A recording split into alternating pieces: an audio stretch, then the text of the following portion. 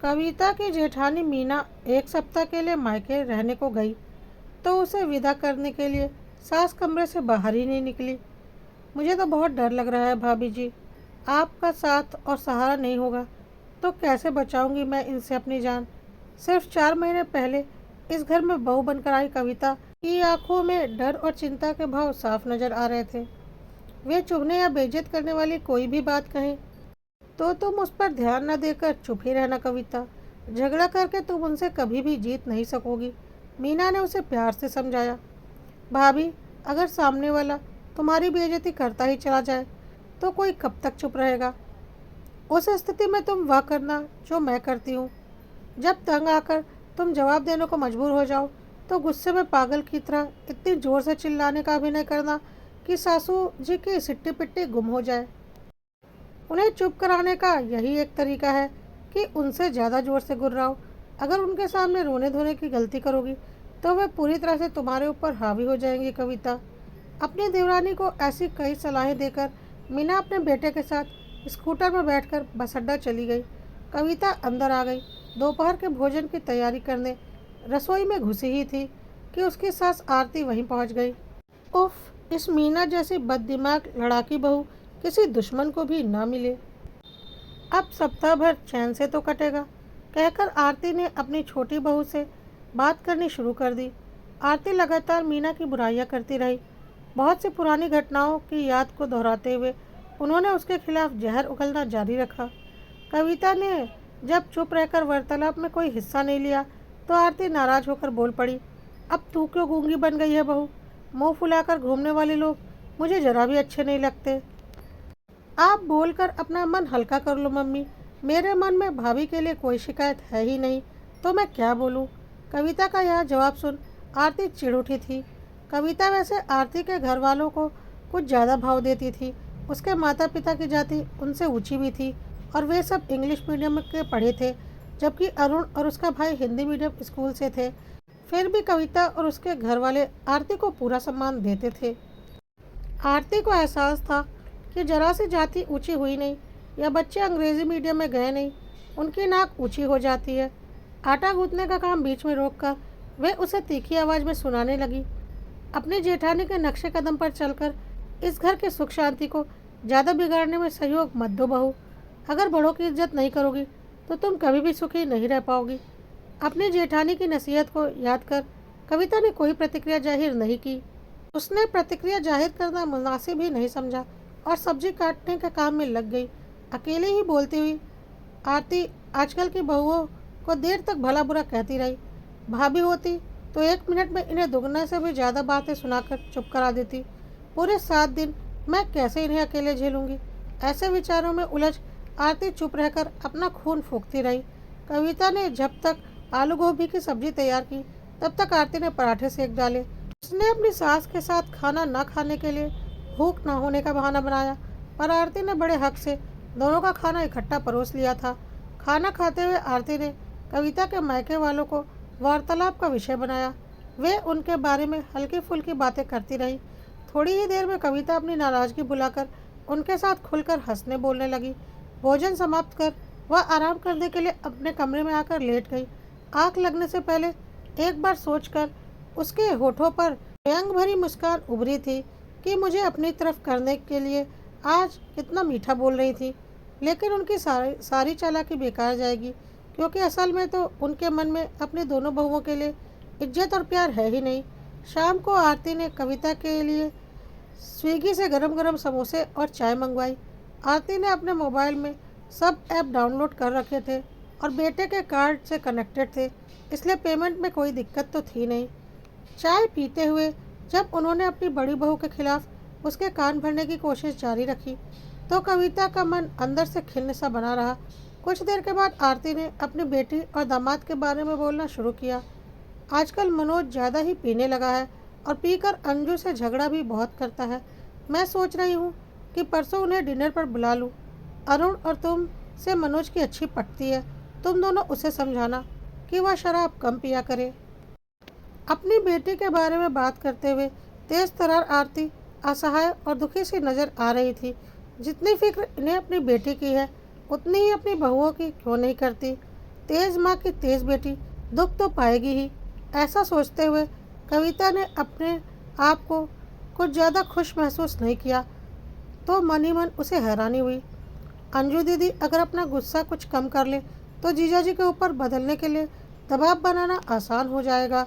कविता के मुंह से निकले इस वाक्य के साथ सास बहू के बीच अंजू के घर परिवार और सुख शांति को लेकर लंबा वार्तालाप शुरू हो गया। उस रात सोने से पहले कविता को शादी के बाद गुजरे 4 महीनों में पहली बार यह एहसास हुआ कि उसकी कठोर और निर्दयी नज़र आने वाली सास अपनी बेटी के दुखों में दुखी होकर आंसू भी बहा सकती है। उस शाम पहली बार उसने खुद को अपनी सास से काफ़ी नज़दीक भी महसूस किया। सास बहू के संबंधों में अगले दिन से लगातार सुधार होने लगा।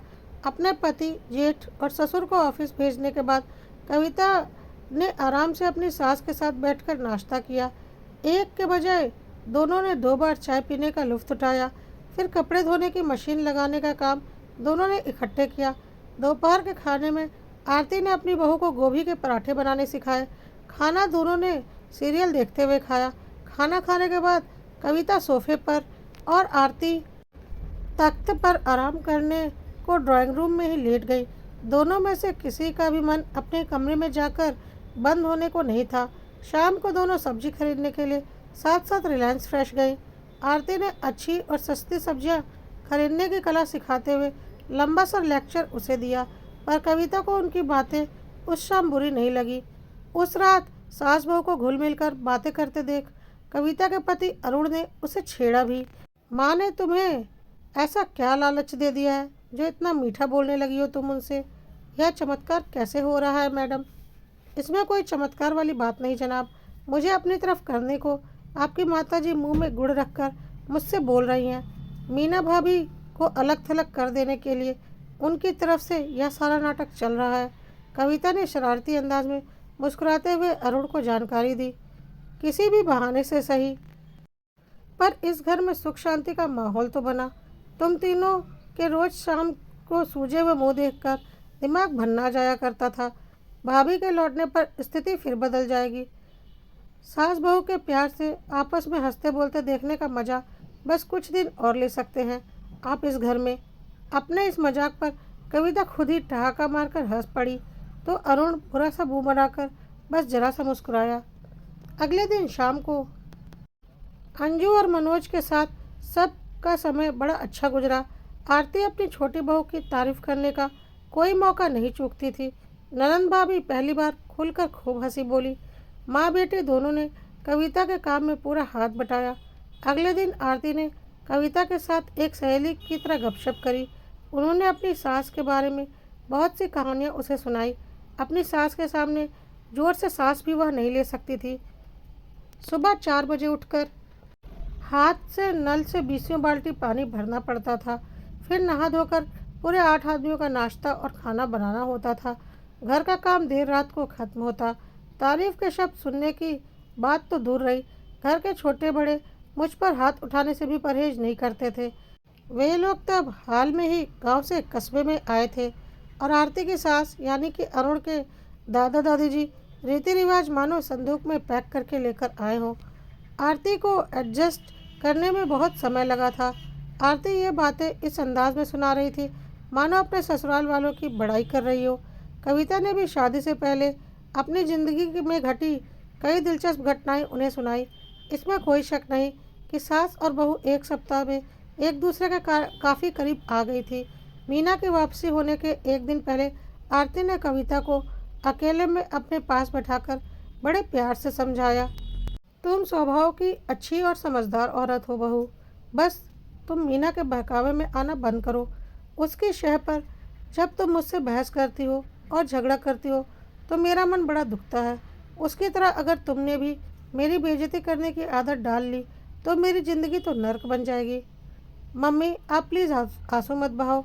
उनके लौटने पर हम सब मिलकर कोशिश करेंगे कि घर का माहौल हंसी खुशी से भरा रहे। अपनी सास को ऐसा दिलासा देते हुए कविता की आंखों में भी आंसू भर आए। उस रात कविता को जल्दी से नींद भी नहीं आई। कुछ सवाल लगातार उसके मन में चक्कर काटे जा रहे थे। नज़दीक से जानने का मौका मिला तो मेरी सास दिल की वैसी बुरी जरा भी नहीं निकली जैसी मैं उन्हें अब तक समझती आई थी। मीना भाभी तो पहले दिन ही से मेरे हित में थी और मेरी खुशियों का ध्यान रख रही हैं। जब इन दोनों के दिल में कोमल भावनाएं मौजूद हैं तो इनके आपसी संबंध इतने ज़्यादा खराब क्यों हैं? मेरे दिल में सासू जी को लेकर जो गुस्सा, नफरत और डर बैठा था वह सप्ताह भर में किन कारणों से गायब हो गया? घर में बना सुख शांति का माहौल क्या मीना भाभी के लौट के आने पर बरकरार नहीं रखा जा सकता? ऐसे सवालों के सही उत्तर पाने के लिए कविता ने देर रात तक माथापच्ची करी। अगले दिन रविवार की सुबह मीना अपने बेटे के साथ 10 बजे करीब घर लौटी और घंटे भर के बाद ही आरती और उनके बीच तेज लड़ाई हो गई। मीना की कमर में सफ़र के दौरान झटका लग जाने से दर्द हो रहा था। वह काम करने के बजाय जब अपने कमरे में जाकर लेट गई तो आरती ने उसे बहुत सारी जली कटी बातें सुना दी। जब ससुर और जेठ ने अपनी अपनी पत्नी को ऊंची आवाज़ में बहुत ज़ोर से डांटा तब कहीं जाकर घर में शांति कायम हुई। आरती ने रसोई में आकर कविता से मीना की बुराई करनी शुरू कर दी। बहू, देखा कितनी लंबी ज़बान है इसकी। मैंने इसे घर से अलग करने का फैसला कर लिया है। कविता ने कोई प्रतिक्रिया दर्शाने के बजाय उनसे सहज स्वर में पूछा, मम्मी आज अरहर की दाल बना ले। देख लेना एक दिन टेंशन के कारण मेरे दिमाग की कोई नस जरूर फट जाएगी। आप इस पतीले में से दाल निकालो, तब तक मैं दही जमा देती हूँ। आरती ने एक बार को उसे गुस्से में घूरा, पर फिर कड़वे शब्द मुंह से निकाले बिना डब्बे से दाल निकालने के काम में लग गई। शायद नाराज़ हो जाने के कारण उन्होंने अपनी छोटी बहू से फिर कोई बात नहीं की। कविता जब कुछ देर के बाद चाय का कप लेकर मीना के कमरे में गई तो उसने आरती के खिलाफ जहर उगलना शुरू कर दिया। पता नहीं कब इस खूंखार औरत से हमारा पीछा छूटेगा। मुझे एक वक्त का खाना मंजूर है, पर अब मैं इस घर में नहीं बल्कि किराए के मकान में रहूंगी। अब गुस्सा थूक कर यह बताओ कि आप मेरे लिए क्या लाई हो। कविता ने वार्तालाप के विषय को बदल दिया।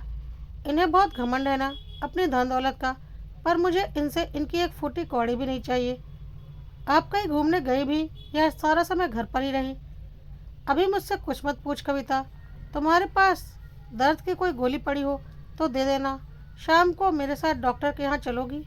ज़रूर चलूँगी भाभी। आप चाय पीना शुरू करो, मैं आपके लिए गोली लेकर आती हूँ। कविता को मीना ने अजीब सी नज़रों से देखा। उन्हें अपनी देवरानी बदली सी लग रही थी।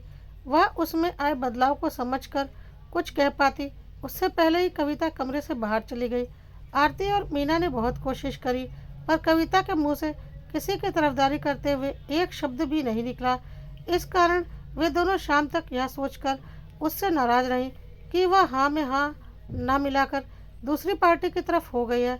आरती और मीना के बीच उस दिन कई बार झड़प हुई, पर कविता के मन में जरा सा भी तनाव नहीं बना। पहले की तरह न उसे सिरदर्द सताया, न भूख और नींद का बुरा असर पड़ा। शाम को मीना भी काम में हाथ में बटाने के लिए रसोई में आ गई।